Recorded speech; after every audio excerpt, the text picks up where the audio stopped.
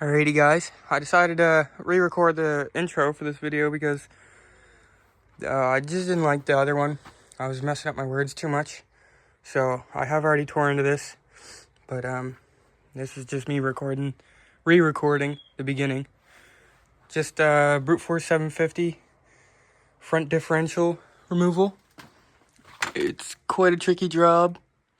I was originally trying to remove it without having to take out my steering column or electric power steering pump or motor, sorry, not pump. I'm used to cars, so I may say that a lot, but you do unfortunately have to, with the electric power steering ones, remove the electric power steering motor and your entire steering column, so you can slide your differential right up through this part there. I believe, anyways. I haven't done it yet, but I tried.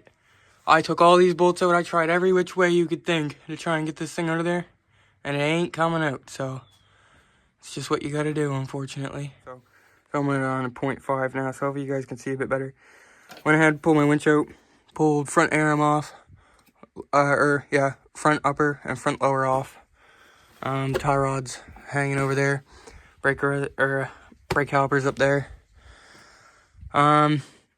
You're gonna have to take out this prop shaft in there. These prop shafts are fairly easy to get out. I could probably even get it out with one hand, let's see.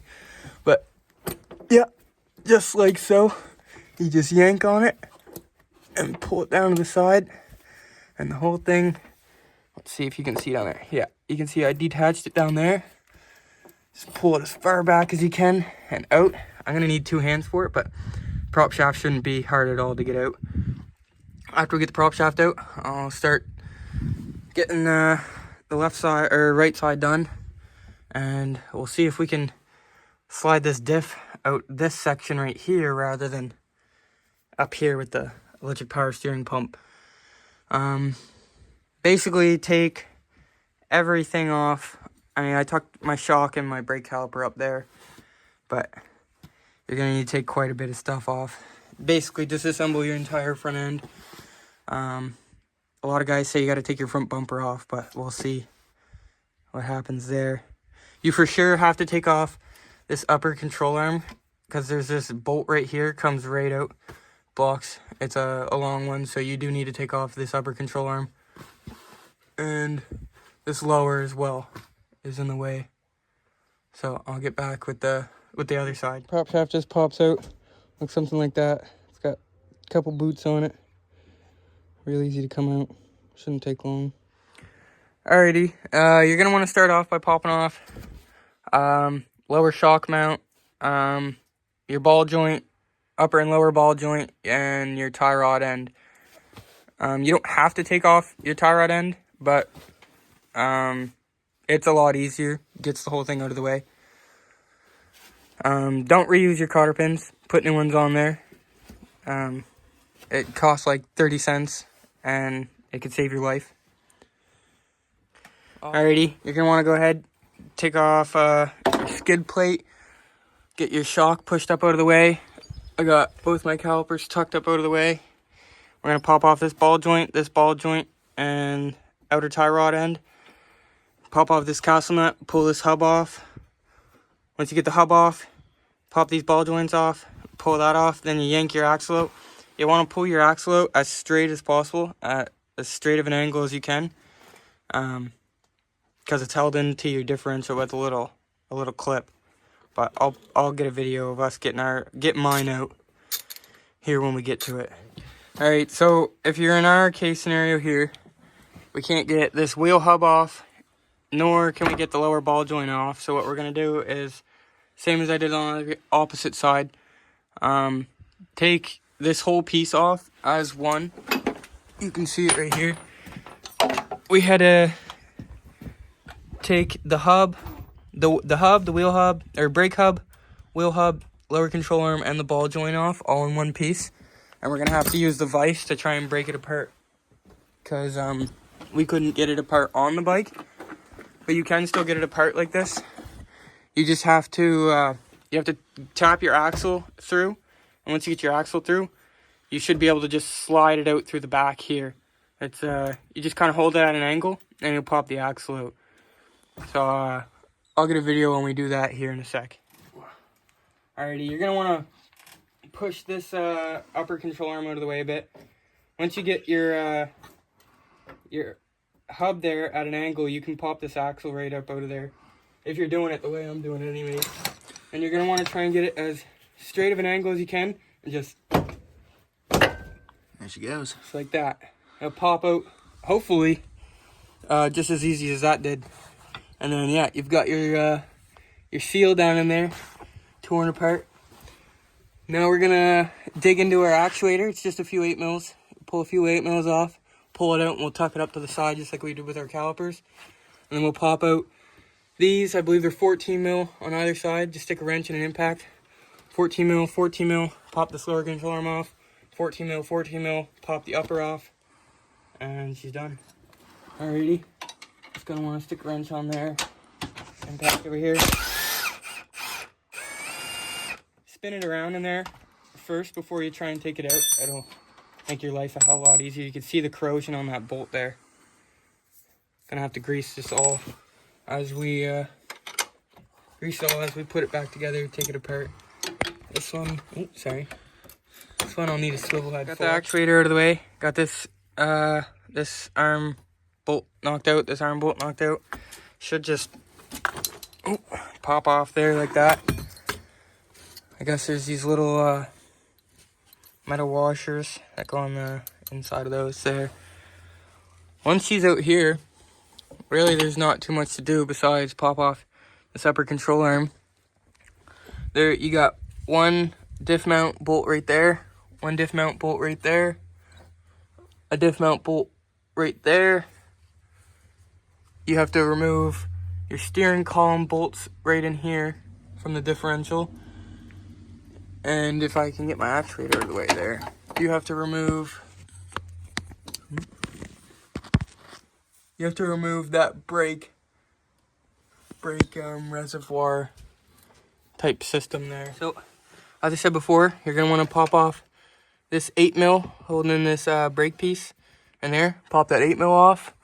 Pop this mechanism off. There's two 12mm attaching to your power steering pump right there. Gotta pop those off. And then there's just one mount, two mount, and three mount.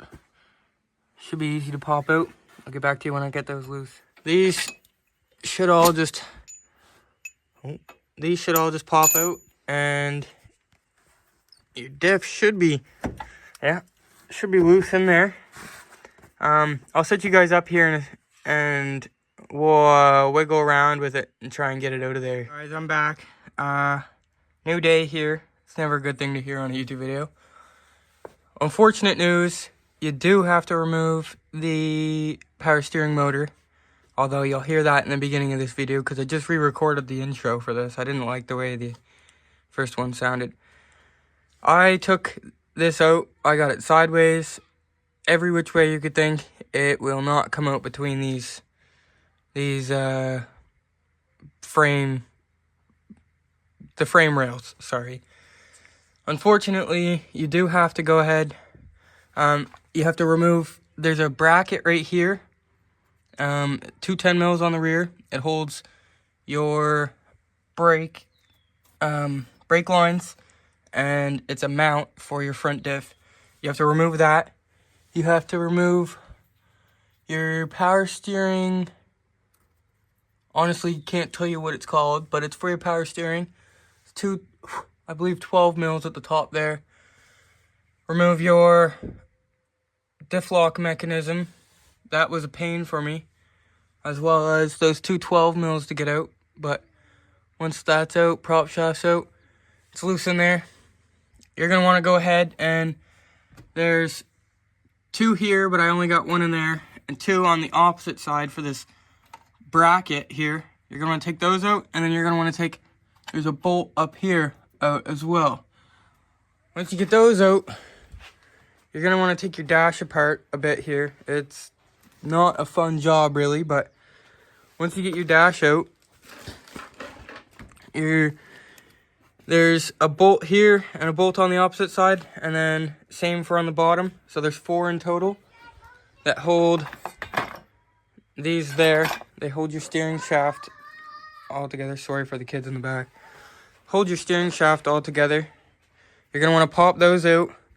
Once you get that bolt for the splines down there out, I believe it should pop out. Mine's pretty seized on there, so I'm going to have to get a torch maybe.